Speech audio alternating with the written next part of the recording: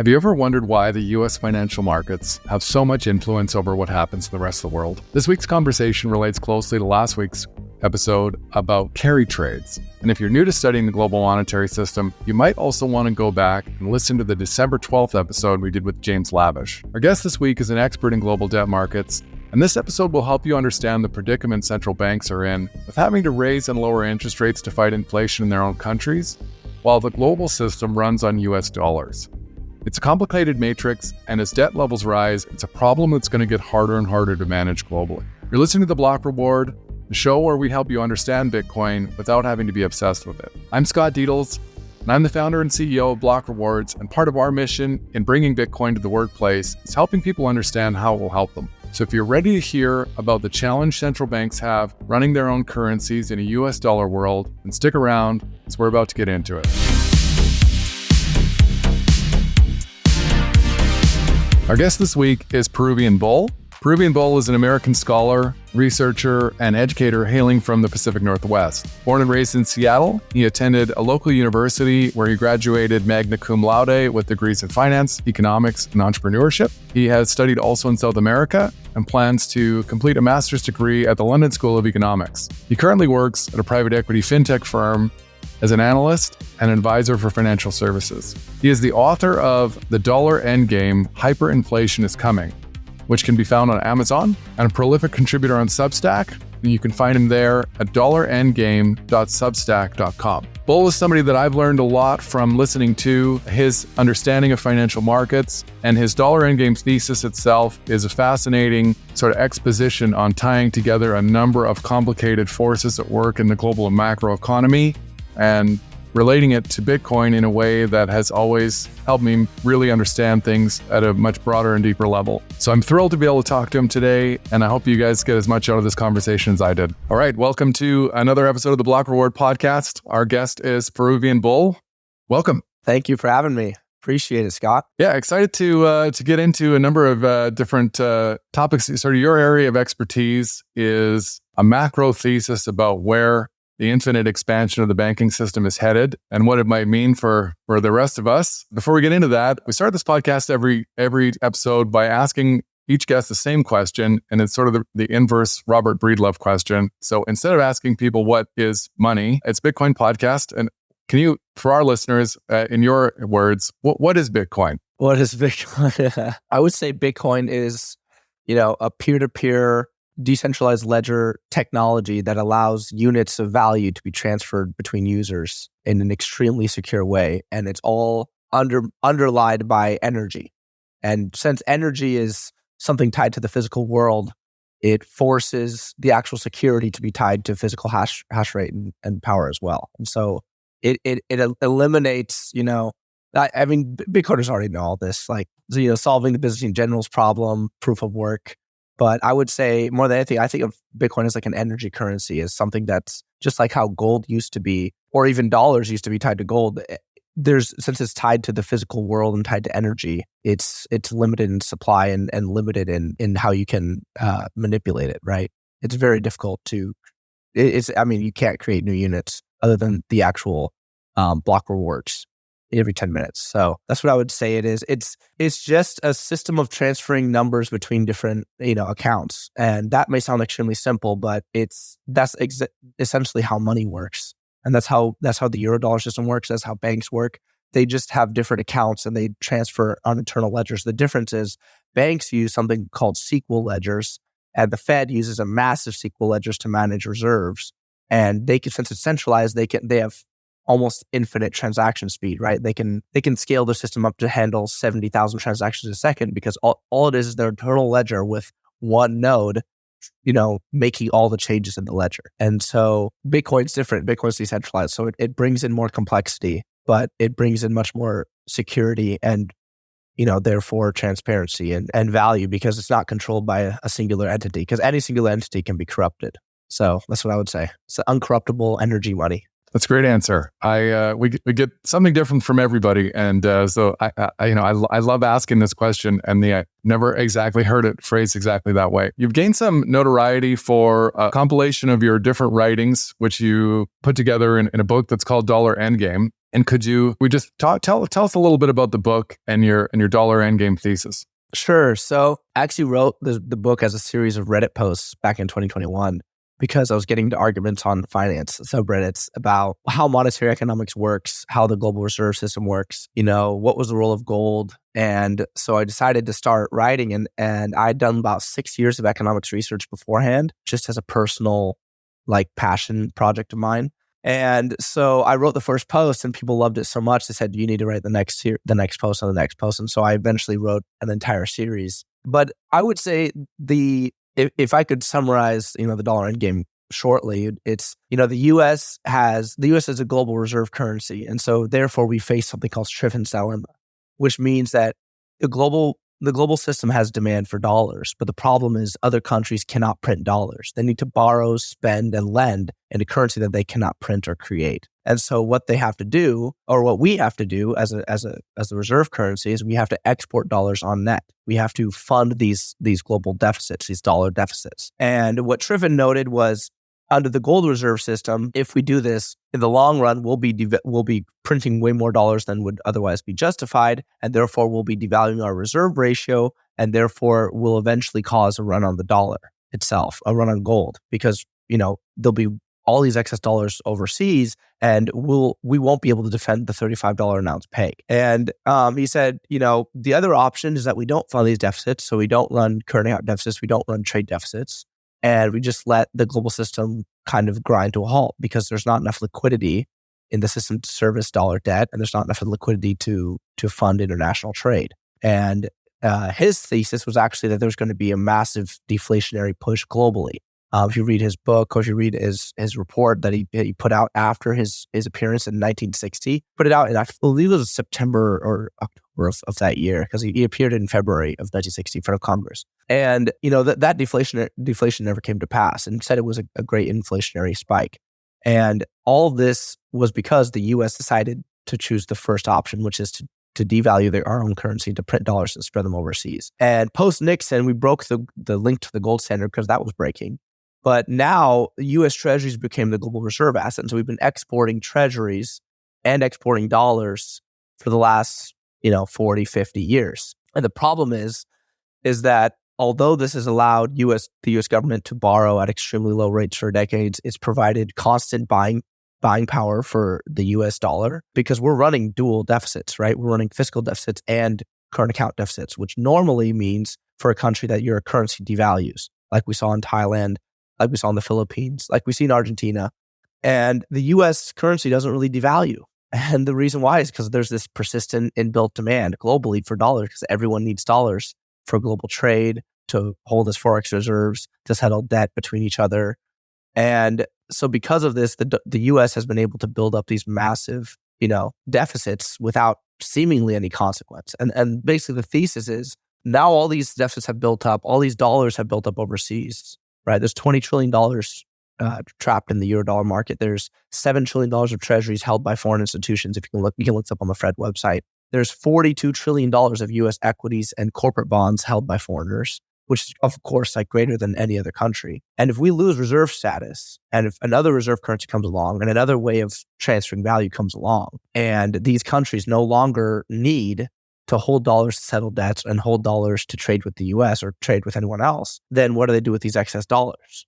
And the thesis is they'll start selling them, and the usurper will be Bitcoin. And by the fact of them selling their equities and their bonds and their treasuries, the U.S. will experience a massive crisis, and the Fed will have to respond with QE. And that's essentially the thesis in a nutshell. Is we have the sword of Damocles, right?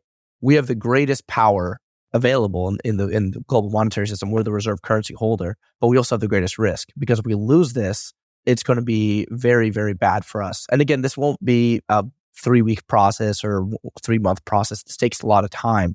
But as foreigners divest from U.S. treasuries and U.S. debt, it's dangerous for us, because now we're losing these buyers, and we have to fund these things internally. And there's only so much balance sheet capacity that our retail investors have or our banks have until they run out and the Fed has to restart QE. Yeah, it's a huge problem to wrap your head around. You said, maybe to just touch back on one of those specific things you said in relation to the U.S. is also, as as a net exporter of dollars, but they're also growing their own balance sheet debt. So could you just talk a little bit about the problem of the growth of indebtedness and what it means for... Sure. So I wrote a piece called The Monetary Event Horizon, which actually went pretty viral. And it's trying to display this exact problem, right? Debt growth is by definition a nonlinear process, because the way interest rates work and compounding interest works, if you have something growing by 7% a year or 5% a year or 3% a year, that will result in a nonlinear, an exponential line. But there are things that can happen that will accelerate this. And the US is currently entering this paradigm of, inflation ripped. The Fed, ran QE, the largest QE program ever made in 2020 to get us out of COVID. And the Treasury paired that with fiscal deficit spending. And what that means is previously in 2008, right, there was a massive explosion of QE, and there was an explosion of debt. But the issue is, inflation never came. All these gold bugs and these doomers ran out and said, we're going to see hyperinflation, 20% inflation within a year. Buy gold, buy silver. It's all over. The dollar's doomed. And yet inflation runs at 0.1. And it went negative for a single quarter, I think, in spring of 2009. And then it went just almost flat for a year and a half. And then it slowly climbed back up. So this inflation they feared never came. And the reason why is because the Fed actually doesn't create dollars, and not as the way you and I think about it. They create bank reserves, and bank reserves are liabilities of the Fed, and they are assets of banks. And they're basically a form of bank money that banks can trade in between each other for financial assets. So they're trapped. If you give Nomura $100 billion of bank reserves, they can't go out and buy big backs and house, and they actually can buy houses because of mortgage-backed securities, but they can't buy big backs and they can't buy, normal cars. But what they can do is use that to speculate in financial markets, speculate in mortgage-backed securities, speculate in equities, in derivatives. And so you push up the price of all financial assets. And so the Fed was able to do was create massive inflation, but only in financial assets. But when you pair deficit spending with this, it becomes real world inflationary, because the Treasury is the secret link between the financial economy and the real economy. As you increase Treasury spending, you increase Treasury borrowing by definition. And whenever the Treasury borrows, it creates a bond, it sells it, it swaps it for a bank reserve normally, sometimes deposits because retail investors can buy as well. But when they swap it for a bank deposit, or bank reserve, this bank reserve comes into the TGA, their general account, which is their checking account. And this bank reserve gets magically transformed into basically M2 money supply, or potential M2 money supply. Because once it's drained from the TGA and spent in the real economy, they spend it on, they go, buy some tanks, or they go pay pension employees' payrolls, or government payroll, or healthcare expenses, or whatever it is. This flows out into the coffers of real people. And then it increases M2 money supply by definition. You can see this if you look up M2 money supply post-COVID, it spikes up massively. And it does this in tandem with QE. And this is because, and the TGA also, ripped upwards and then retracted downwards. And this is because the Treasury is getting all these bank reserves and then spending these, through the magic of its own accounting tool.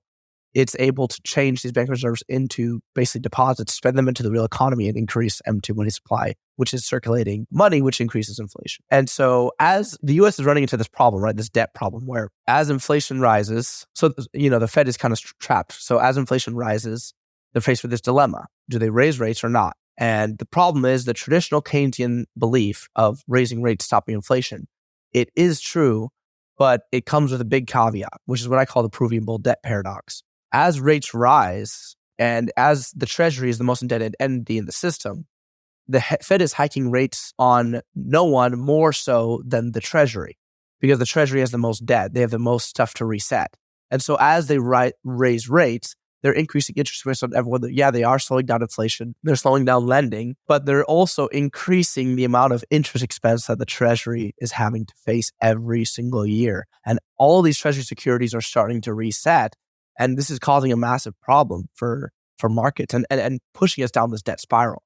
And so, for example, this year was the first year ever that we hit $1 trillion in interest expense.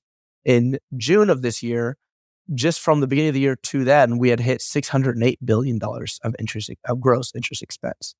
If interest expense continues at this level, within a few years, it'll be 50% of all federal tax receipts. And within about 7 years, it'll be 100% of federal tax receipts. Now, that's just gross interest expense on the debt.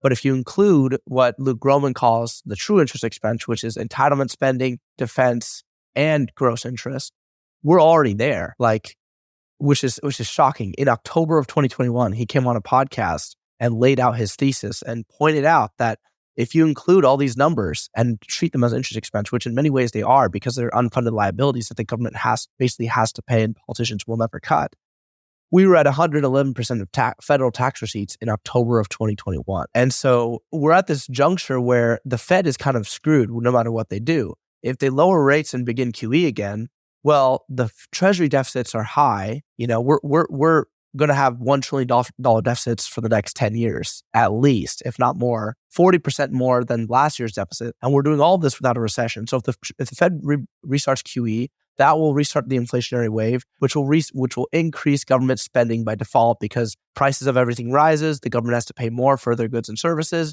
So the deficits rise. And so the government needs to borrow. That pushes us further down the debt black hole. Or the Fed raises rates, gross interest expense rises. Then the cost of the debt, of course, rise. The Treasury has to borrow more, and we go further down the black hole. And so whichever choice they choose, whatever the dilemma is, we're going to move further down towards the event horizon. And again, it's in many ways, like I've pointed out, we've already passed the event horizon. The fiscal situation is just getting worse by the minute.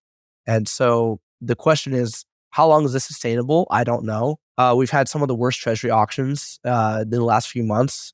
We had a 30-year auction that tailed the most in 2 years. We had a 5-year auction with a very low bid to cover.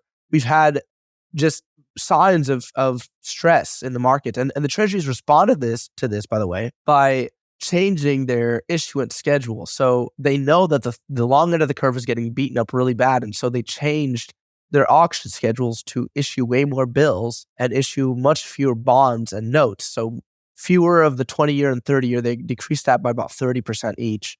And they increased the bill issuance by 70%. And so, at least in the short term. And so by doing this, what they're trying to do is manage the yield curve and not let things blow out too much, especially on the long end, because there's a lot of banks that own 20 and 30-year bonds that are hurt, that are bleeding. And that's evidenced by the usage of the BTFP. And so, Michael Howell points this out. He's the author of Capital Wars, and he's a fund manager at Cross Border Capital. And he pointed out that 71% of Treasury funding in Q1 of 2024 is going to be done by T-bills, short-term instruments. And, this isn't a good idea. Moving the entire yield curve to the short end and just refinancing the government on a month-to-month basis, it makes us extremely sensitive to interest rates as a whole. And it's not a good idea. But I don't know what else they can do. I see their dilemma. If they can't let the 30-year keep falling like this, it's not sustainable. So the U.S. is in this predicament where their own operating expenses are accumulating, but they have to manage the reserve status of the global need for more dollars. If we look outside the U.S. to other countries, sort of what we see is greater levels of indebtedness. They have that need to be sort of net importers of dollars and don't have the ability to make dollars. So maybe just talk a little bit about what that dynamic means for other countries in the G7, G20 as they sort of watch this play out for the Fed as spectators. I've talked to Brett Johnson, Untitled Capital, about this because his theory, it was fascinating. When I first read about it in 2017 and 2018 and dove into the dollar milkshake, I was absolutely fascinated because it was contrary to a lot of the stuff that I previously come to believe, right? And one of the things he says that I love is the crisis begins at the periphery and moves to the core. So basically it means that the U.S. we won't be the first to be facing this problem. And it won't hit us the hardest first. It'll hit other countries harder first. So this is exactly, you kind of laid it out. All these countries have the same debt problem as the U.S. And to differing degrees, they have different fiscal situations, they have different levels of deficits, but basically there's inflation that's happening on a global scale. This isn't isolated to America. And as these countries inflate, their currencies fall in value against the dollar. And the problem is they only have so many dollar reserves if they want to defend their own currency if the trade value is falling. And the trade value of the currency falling is important because it increases inflation in their own country because it increases the price of imports. And a lot of these countries owe a lot of their economic activity to importing. Britain and France, for example. Germany's a huge net exporter, and so they're less affected by this, but they still are. Of course, they still import a lot of goods, mainly energy. And so all these countries have these dollar liabilities. They have to trade. They have to have forex reserves. And all of this has to be done in dollars, which they can't print. And so they need to acquire dollars. And so as the Fed raises rates, especially as the Fed raises rates faster than their domestic central banks are raising rates, these carry trades occur, which pulls capital into the US, shorts their own currencies, pushes their value of the currency down. And the only thing they can really do to defend this is to dump their forex reserves to stop this. But ironically, this is counterproductive because their forex reserves exist primarily in the form of U.S. treasuries. And as they sell U.S. treasuries to get their hands on dollars to buy back their own currency to defend their pegs or defend, let's say it's a loose range because there's not really any pegs post-1971, except for a few exceptions. As they do that, as they sell treasuries, treasury bond prices fall, treasury yields rise, and the yield differential between their economy and the U.S. increases. And it is bad for us because it means yields can rise faster here in the U.S. than we expect. But it means these carry trades get more and more profitable, more and more money piles into them, and therefore their currency falls more and more. And so whatever they do is a temporary measure. And so these countries, basically what Brent says, and now that I understand his thesis better, I agree with him, is as this global, as we come to the latter stages of this global debt and currency crisis, these countries will be hit harder and faster than we will be. That's not to say that we won't be hit. That's not to say that we won't be hit extremely hard. Like I laid out at the beginning, potentially we have, room for disaster because there's more liabilities denominated in US dollars than any other currency. All other currencies basically combined. So we have a huge risk out there. But the question is how, who gets hit first and how hard did they get hit? And it's probably not us. It's probably the UK. It's probably Japan. It's probably the Eurozone because all these countries have the same debt problem as us, but they don't have external demand for their own currency. And so their currency value can fall a lot faster and a lot quicker than ours can, at least in the early stages until we move to a new reserve currency. Which can happen soon enough. So I want to zero in on one of your examples there. You put out a great video in October on your YouTube channel called The Maginot Line, and it's a video about what is going on with the Bank of Japan.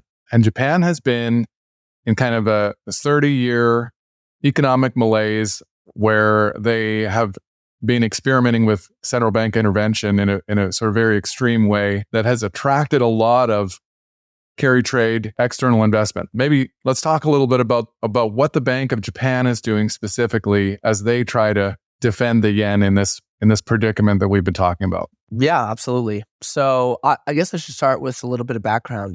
Japan is a really interesting economy to study because Japan is an aberration in every sense of the word, right? We completely destroyed, the country in World War II, bombed most of their major industrial cities. And in 1946, we helped them reform their own constitution, which is kind of basically just a westernized constitution we imposed on them. And then they began rebuilding. And over the course of the 60s and 70s especially, their economic growth went into overdrive and they industrialized extremely rapidly.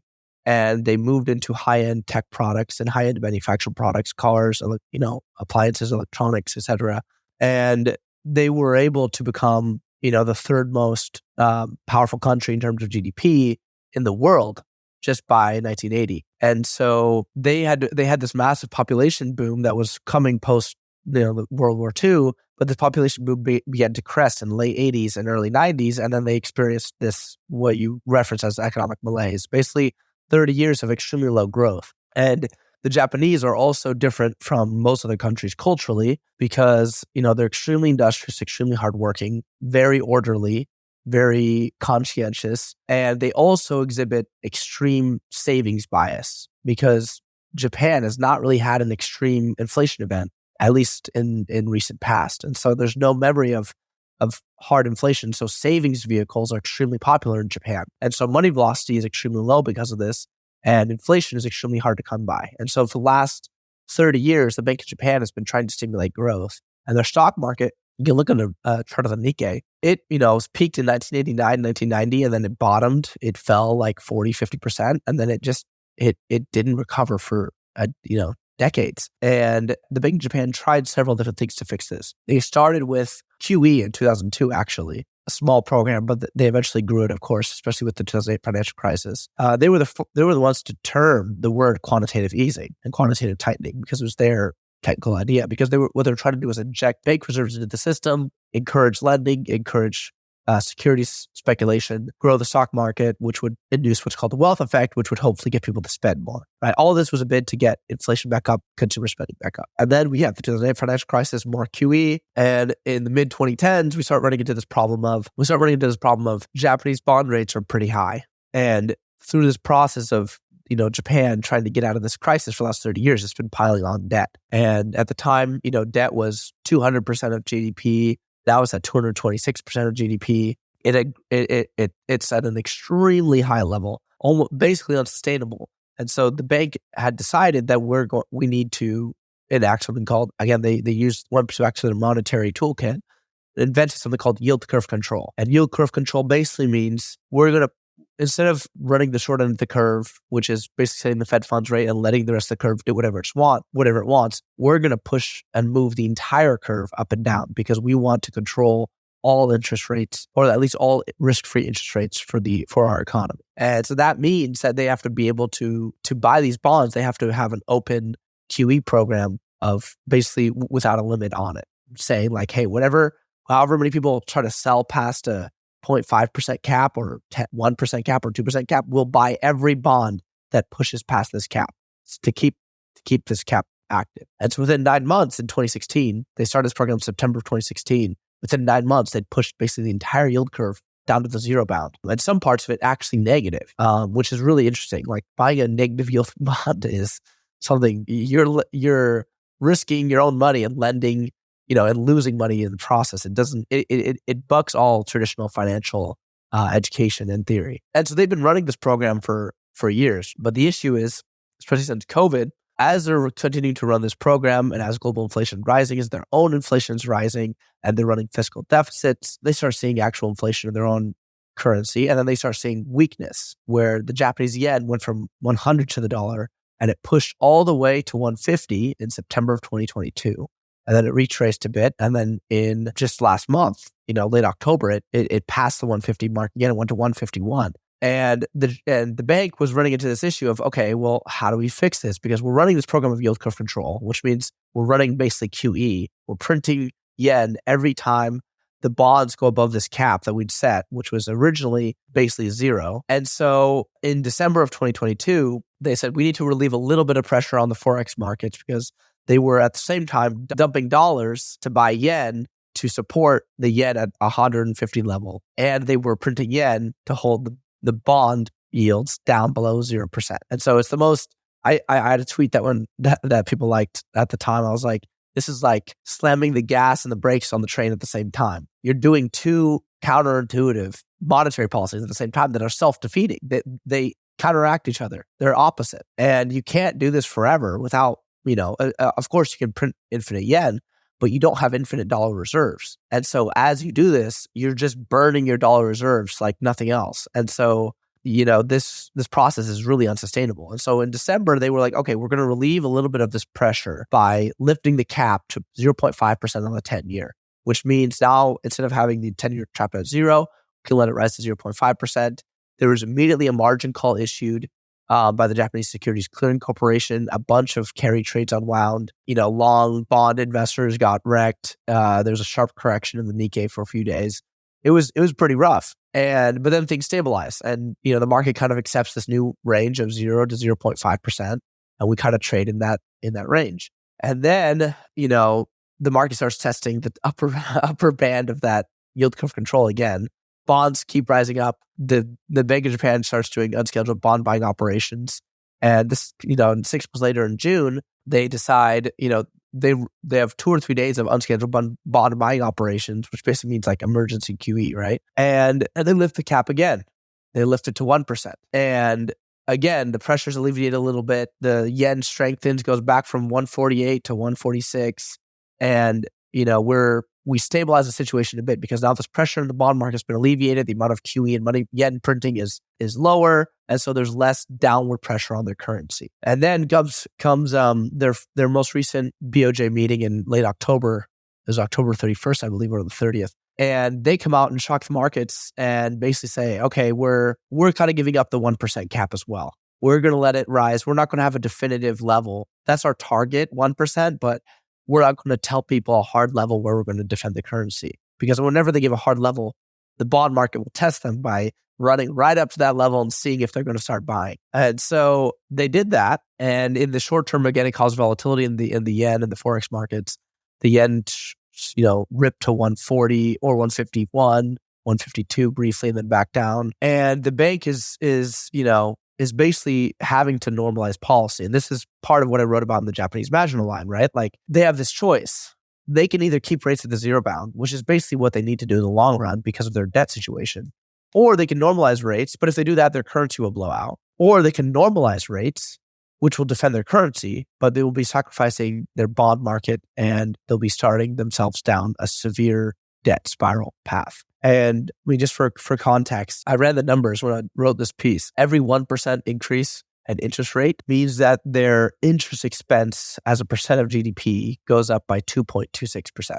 And if they normalize rates to where the Fed is right now, the Fed funds rates, they'll be paying 13% of their GDP annually in just interest expense. And that's more than what their fiscal deficit is. So that means they'd be paying, just like, the US will eventually be paying more than their federal tax receipts or more than their deficit spend. All their deficit spending will be going towards interest, right? If they were just devoting it all to interest expense. And probably they won't. They have to spend on other things. So their deficit spending will shoot through the roof. And so as this process plays out, as the Bank of Japan allows rates to rise and allows the pressure to alleviate off the currency, they'll be putting more pressure on their own treasury to go further and further into debt and to increase their own interest expense.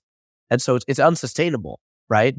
I think they will eventually have to allow their currency to be the release valve.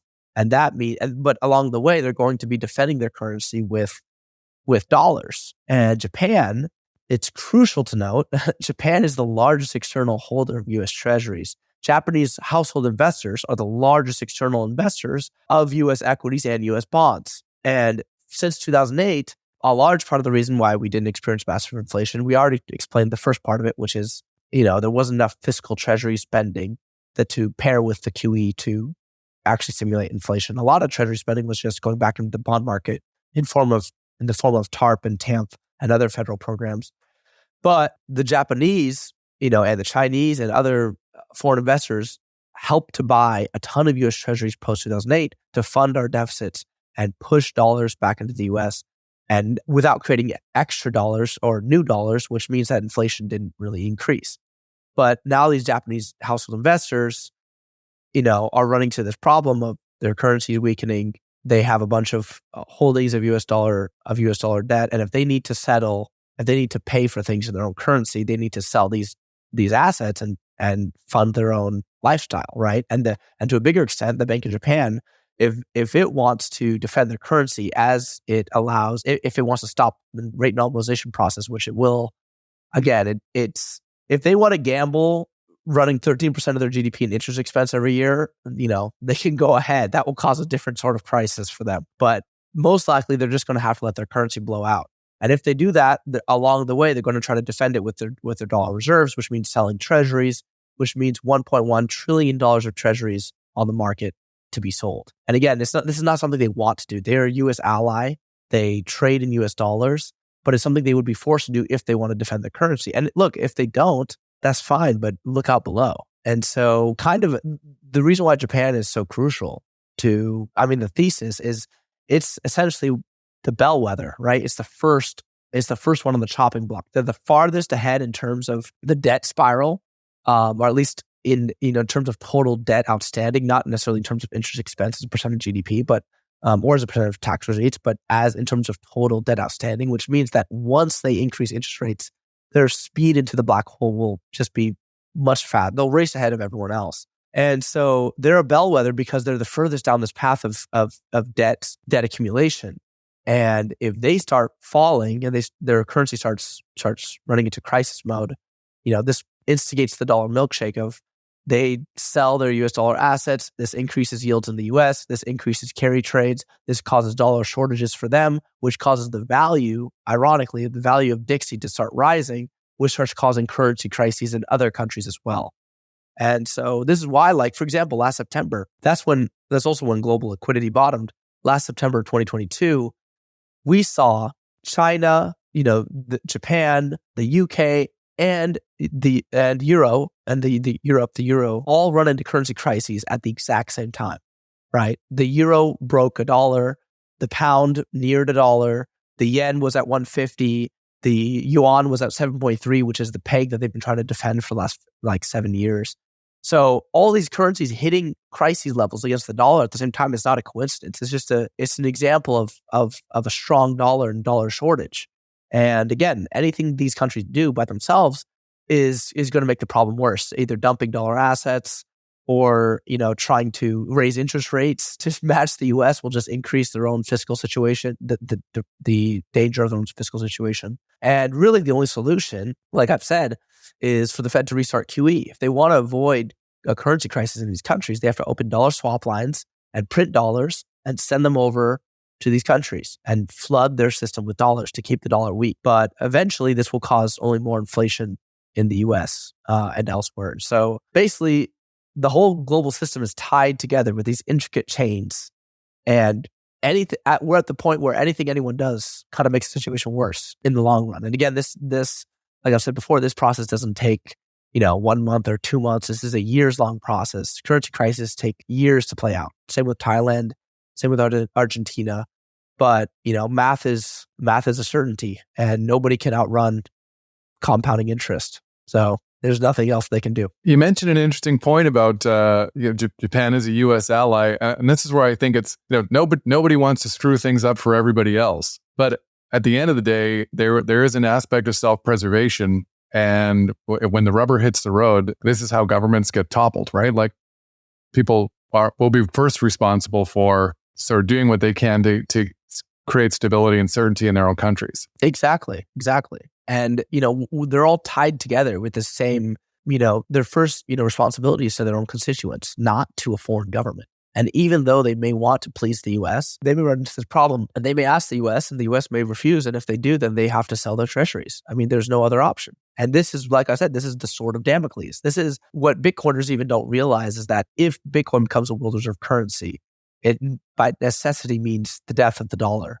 And, because all these dollar liabilities and all these dollar assets that exist in the system that are held by foreigners, now the foreigners don't need them. If the foreigners can fund global trade and run global trade on Bitcoin, on the base layer, and if they can fund Forex reserves and banks can transact with each other and lend with each other on layer 3 and use Bitcoin as the final settlement layer, then why would you need dollars?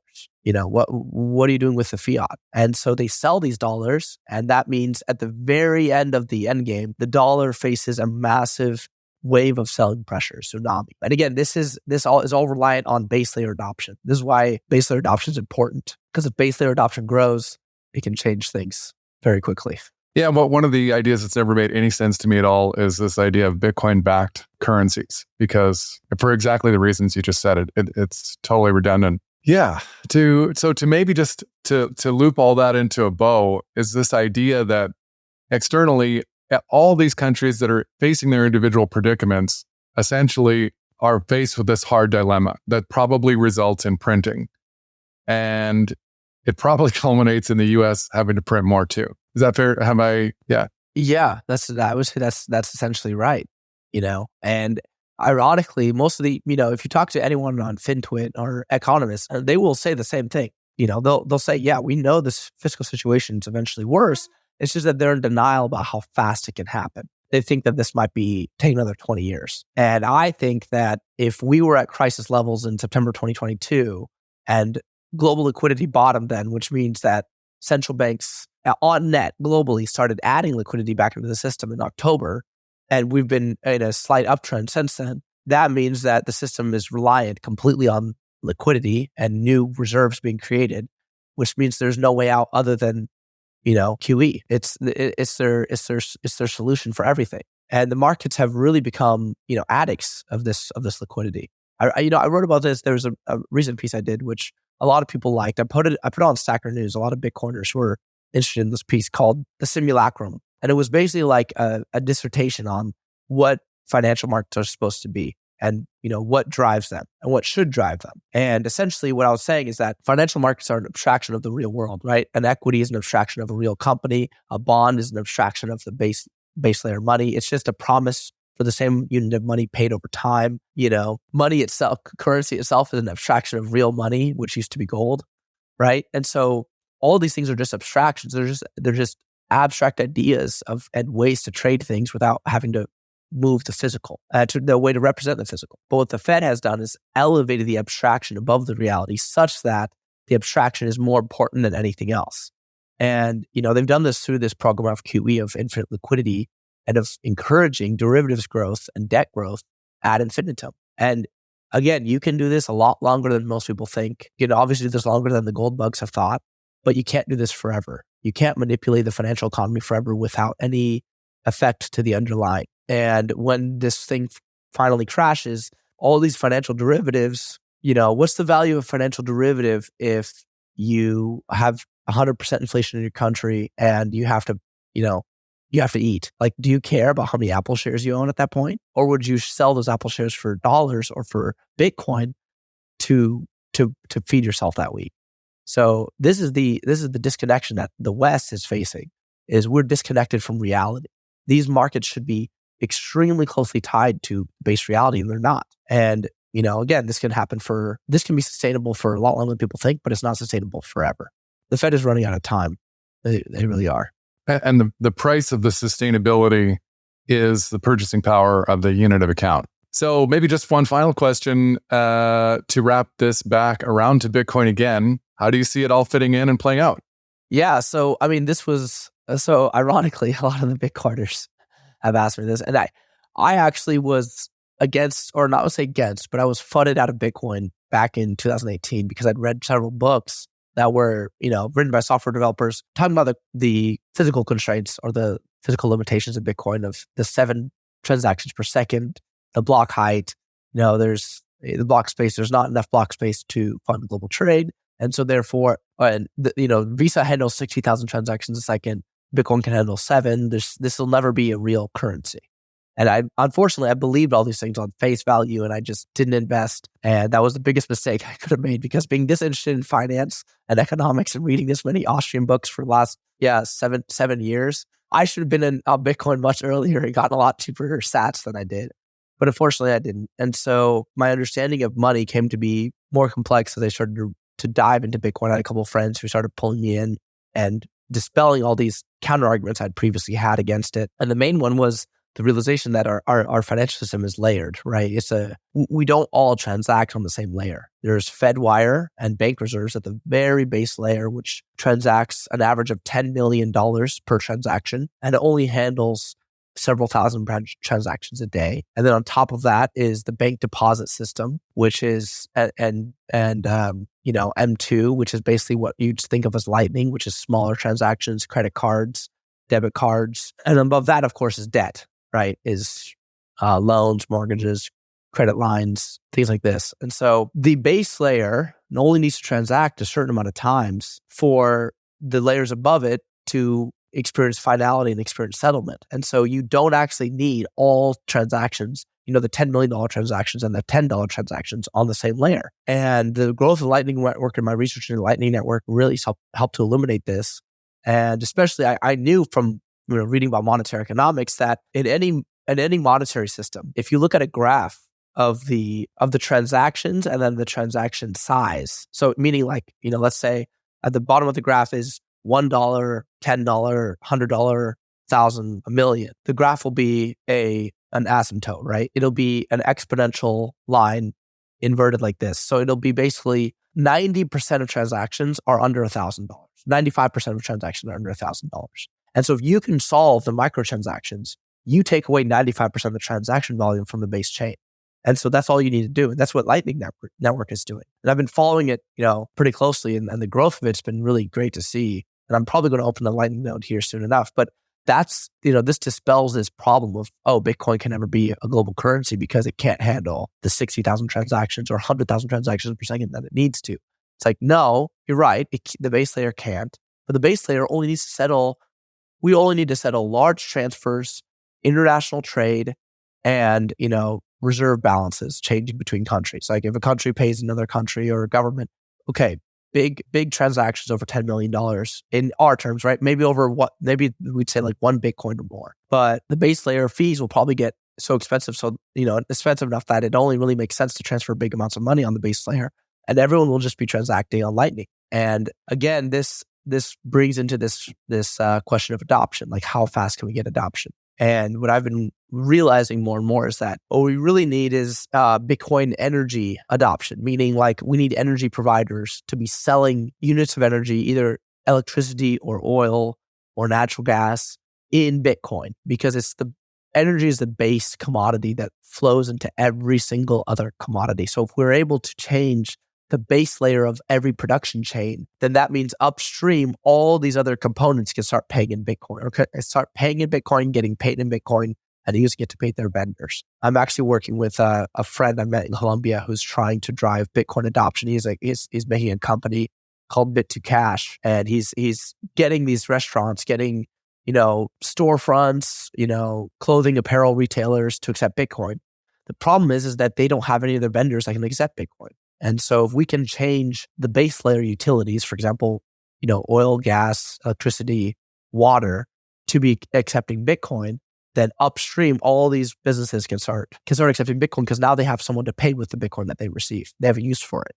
But this is a slow process. But as this Bitcoin adoption increases and people enter this new monetary system, the need for the old monetary system diminishes. And again, this will take time. This will be a slow process. But as it accelerates, it will be nonlinear because as people move into Bitcoin, their need for dollars, their need for fiat, their need for debt will start diminishing, right? If you can pay for your food and your gas and you can own Bitcoins, you can own securities and equities denominated in Bitcoin, why are you holding securities in a dollar account? Like you don't need it. So you have this and I said this on, I think it was on Monty Ben's podcast. It's kind of like a whiplash effect where as we reach a certain inflection point, maybe 30, 40% global adoption, the selling pressure on fiat, right? Fiat assets, fiat dollars, fiat bonds, the selling pressure will start to increase harder and harder and harder, and they'll start to devalue.